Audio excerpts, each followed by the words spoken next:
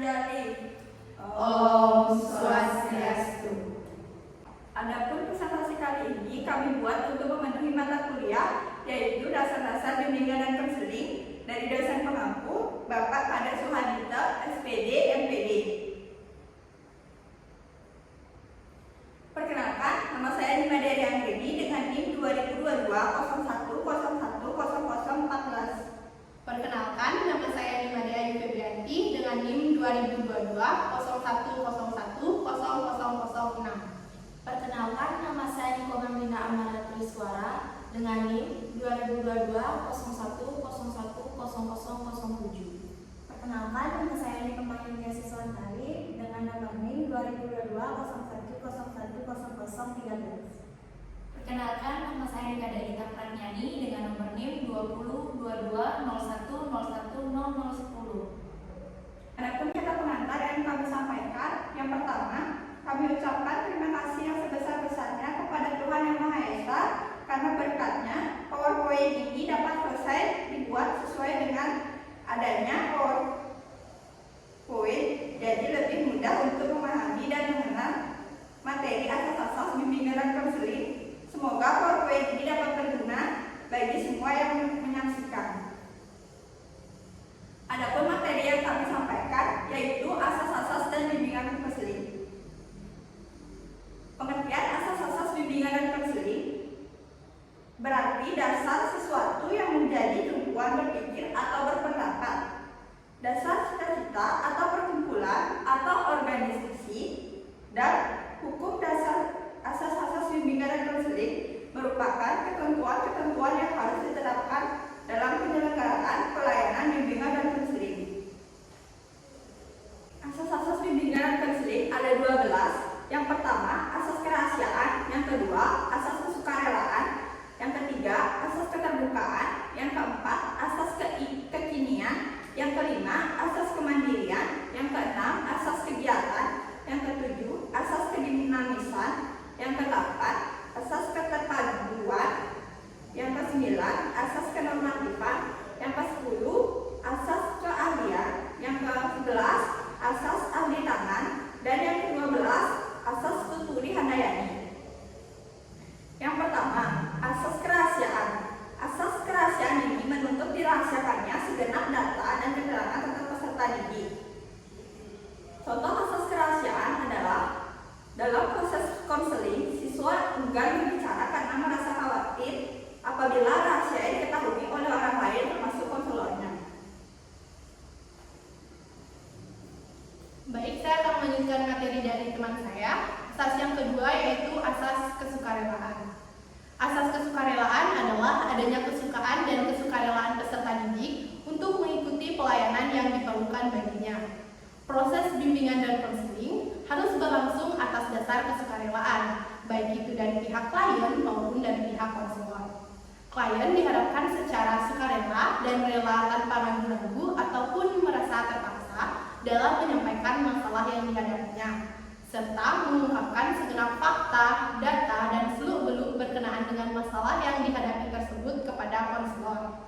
Selanjutnya, konselor diharapkan dapat memberikan bantuan dengan tidak terpaksa atau dengan kata lain, konselor memberikan bantuan secara ikhlas.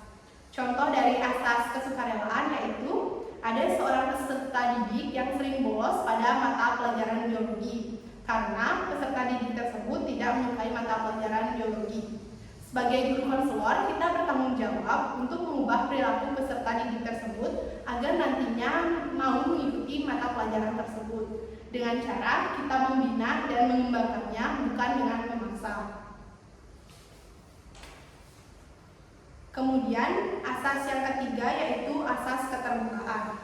Asas keterbukaan yaitu asas yang dalam pelaksanaannya agar peserta didik terbuka dan jujur dalam memberikan keterangan tentang dirinya dan sekitarnya yang berguna bagi pengembangan dirinya.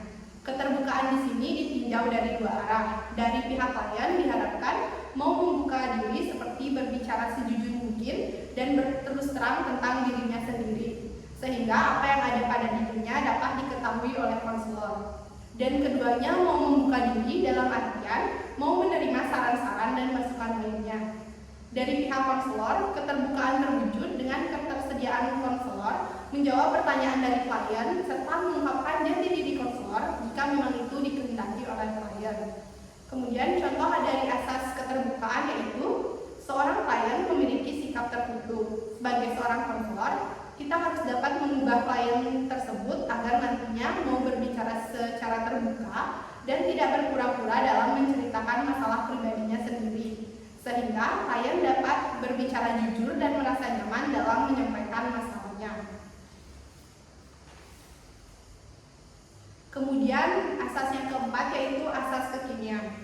Asas kekinian adalah asas bimbingan yang menghendaki pada permasalahan peserta didik yang dilayani dalam kondisi sekarang. Apabila ada hal-hal yang menyangkut masalah lampau atau masalah yang akan datang yang sekiranya perlu dibahas dalam upaya terselenggaranya bimbingan tersebut, pembahasan tersebut hanyalah latar belakang atau latar depan dari masalah yang dihadapi sekarang, sehingga masalah yang sedang dialami dapat terselesaikan.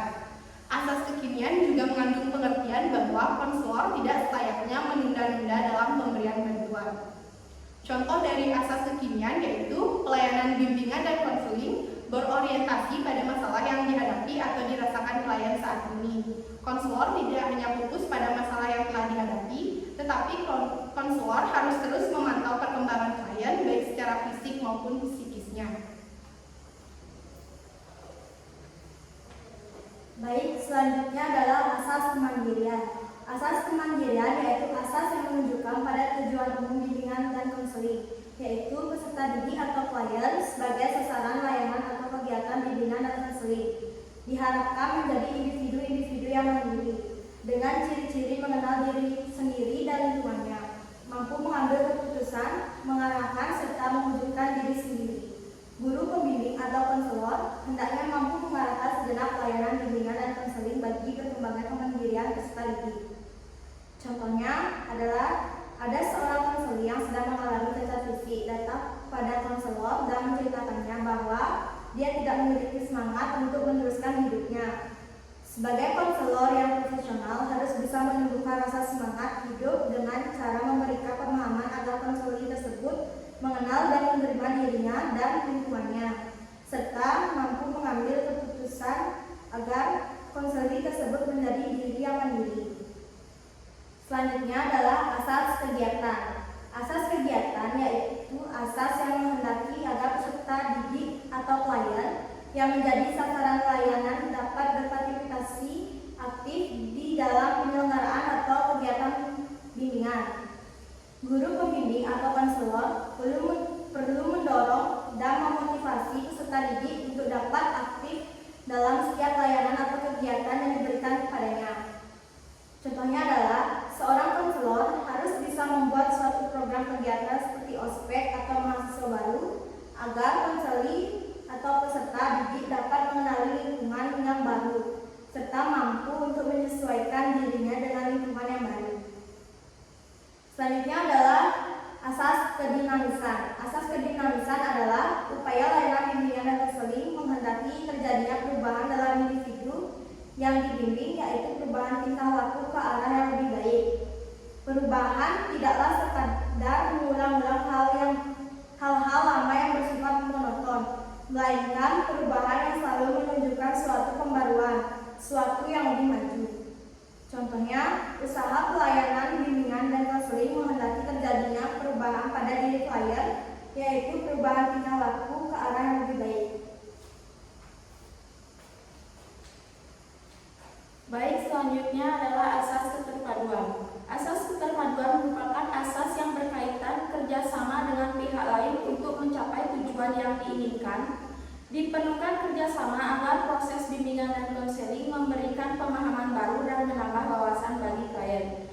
Contoh asas keterpaduan, konselor melakukan kerjasama dengan psikolog dan mengundangnya ke sekolah untuk menyampaikan materi agar pemahaman siswa bertambah. Selanjutnya, asas kenormatifan. Dalam proses bimbingan dan konseling harus sesuai dengan aturan norma yang berlaku. Hal ini untuk menjaga keharmonisan dan kenyamanan antara konseli dan konselor. Selain itu, pentingnya asas bimbingan dan konseling ini adalah untuk menghindari suatu tindakan yang tidak baik, tidak sesuai dengan kaidah yang ada. Contoh asas kenormatifan, seorang konselor harus menjalankan tugasnya sesuai dengan norma yang berlaku, baik norma agama, norma sosial, sampai norma hukum. Selanjutnya, asas keahlian. Berkaitan dengan kualifikasi dari konselor, yaitu harus cakap dalam bidangnya. Dalam menjalankan tugas sebagai konselor, tidak boleh sembarangan karena menyangkut hubungan dengan orang yang mempunyai masalah. Jika tidak ditangani oleh ahlinya, dikhawatirkan permasalahan yang dihadapi klien tidak selesai, malahan akan menjadi semakin buruk. Contoh asas keahlian, ketika konselor didatangi oleh konseli, harus bersikap profesional agar solusi yang diberikan sesuai dengan permasalahan.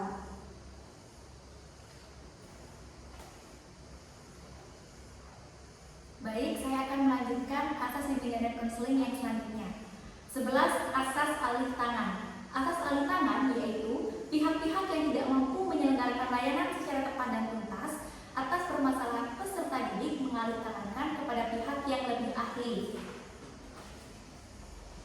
Dalam pemberian layanan bimbingan dan konseling, asas alih tangan, jika konselor sudah mengarahkan segenap kemampuannya untuk membantu individu, namun individu yang bersangkutan belum dapat terbantu sebagaimana yang diharapkan, maka konselor dapat mengirimkan individu tersebut kepada petugas atau badan yang lebih ahli. Asas alih tangan mengisyaratkan bahwa pelayanan bimbingan dan konseling hanya menangani masalah-masalah individu sesuai dengan kewenangan petugas yang bersangkutan, dan setiap masalah yang ditangani oleh ahli yang berwenang. Konselor mengacu pada batasan bimbingan dan konseling hanya memberikan kepada individu-individu yang pada dasarnya tidak sakit jasmani maupun rohani dan bekerja dengan kasus-kasus yang terbebas dari masalah-masalah kriminal ataupun perdata. Contohnya, jika ada peserta didik yang melakukan tindakan kriminal, maka konselor bisa mengalih tangankan ke polisi. Contoh lainnya, individu yang mengalami penyakit kejiwaan atau stres berat akan dialih tangankan ke pihak yang berwenang, misalnya psikiater dan psikolog. Langkah-langkah alih tangan kasus dimulai dengan pembicaraan dengan siswa yang bersangkutan bahwa perlu diupayakan pengalih tanganan kasus. Selanjutnya, siswa yang bersangkutan setuju dan bersedia untuk mengikuti alih tangan kasus. Berikutnya, dengan surat pengantar, siswa yang bersangkutan menemui ahli. Dilanjutkan dengan penanganan kasus sepenuhnya berada di tangan ahli yang bersangkutan. Terakhir, siswa yang bersangkutan perlu diminta untuk membicarakan hasil alih tangan kasus kepada konselor.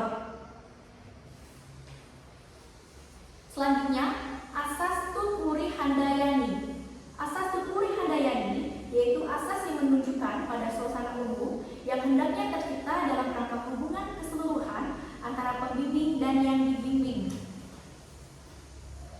Asas ini mengkehendaki agar pelayanan bimbingan dan konseling secara keseluruhan menciptakan suasana yang mengayomi dan memberikan rasa aman, mengembangkan keteladanan dan memberikan semangat dan dorongan, serta kesempatan yang seluas-luasnya kepada konseli atau peserta didik untuk maju.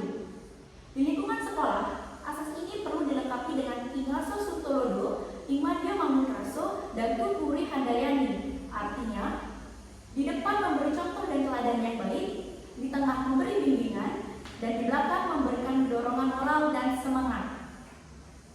Asas ini mengacu agar pelayanan BK tidak hanya dirasakan pada waktu klien mengalami masalah dan menghadap kepada konselor saja, namun di luar hubungan proses bantuan BK hendaknya dirasakan adanya manfaat dan pelayanan BK tersebut.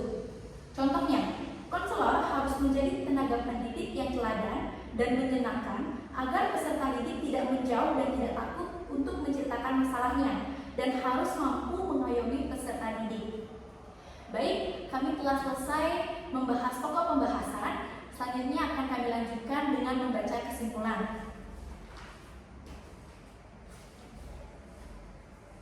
Asas bimbingan dan konseling adalah rukun yang harus dipegang secara teguh dan dikuasai oleh seorang guru pembimbing atau konselor dalam menjalankan pelayanan atau kegiatan bimbingan dan konseling.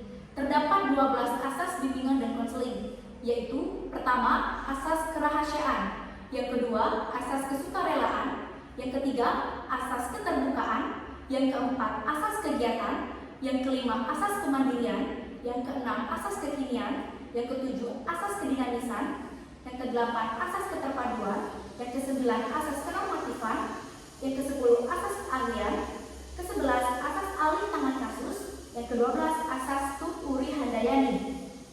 Selain asas-asas tersebut terkait satu sama lain, segenap asas itu perlu diselenggarakan secara terpadu dan tepat padu. Dengan demikian, pelaksanaan bimbingan dan konseling hendaknya berlandaskan asas-asas tersebut agar pelaksanaan bimbingan dan konseling dapat mengarah pada pencapaian tujuan yang diharapkan. Baik, kami telah selesai membawakan pokok pembahasan dan telah selesai membacakan kesimpulan. Itu artinya presentasi kelompok 4 telah sampai di penghujung presentasi. Sekian yang dapat kami sampaikan sebagai materi asas bimbingan dan konseling. Kami ucapkan mohon maaf jika terdapat kesalahan atau kekurangan yang kami lakukan secara sengaja maupun tidak sengaja. Kami ucapkan terima kasih atas waktu dan perhatian yang diberikan kepada kelompok 4. Sebelum kami mengakhiri presentasi, izinkan saya mewakili kelompok untuk membawakan sebuah pantun. Bunga melati harum mewangi, wanginya sampai di ujung jalan. Kami ucapkan terima kasih untuk waktu yang telah diberikan. Makan-makan pakai cumi, mampir ke pasar beli semangka. Demikian presentasi dari kelompok kami, semoga bermanfaat bagi semua. Sebagai penutup, izinkan kami membawakan sebuah kutipan yang kami ambil dari surat Al-Sars ayat 5 hingga 6 yang berbunyi, jangan patah arang dalam belajar, karena sesudah kesulitan selalu ada kemudahan. Sekian yang dapat kami sampaikan, kami tutup dengan Param Santi. Om Santi, Santi, Santi, Om.